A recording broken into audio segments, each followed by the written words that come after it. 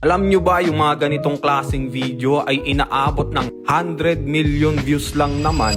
Infinite zoom ang tawag sa niche na yan at tuturuan kita kung paano gumawa nito dahil pwede mo tong pagkakitaan pag nagawa mo to ng tama. So stay tuned. Gusto mo bang kumita sa YouTube gamit ang iyong cellphone, tablet, or PC at mapabilang sa kanila na na-monetize na? Mag-comment ka lang ng YTA or i-message mo ako for full details. Ang tools na gagamitin natin dito ay ang Google Flow. Sa mga nagtatanong kung bakit ito yung lagi kong ginagamit, dahil ito lang ang may sync ID. I-explain ko na lang to in a separate video. Click mo tong create with flow at i-paste mo tong prompt na to. Nilagay ko to sa comment section, pag natabunan i-screenshot mo na lang. Bali, ikaw na rin bahalang maglagay ng mga objects na i-zoom mo. Starting object, dito mag-uumpisa hanggang sa matapos. Gayahin mo tong settings na to para 10 credits lang ang mabawas sa'yo. After that, hit enter at antayin mong matapos ma-generate yung video. Pag may video na, i-click mo itong extend at ilagay mo yung prompt na to para magtuloy-tuloy yung zoom hanggang sa maubos yung credits mo at makagawa ka ng mas mahabang video. Pag okay na, pindutin mo lang yung download button dito sa gilid. Congrats nga pala sa mga bagong monetize na members namin sa community at ngayon kumikita na sa YTA. Sana all!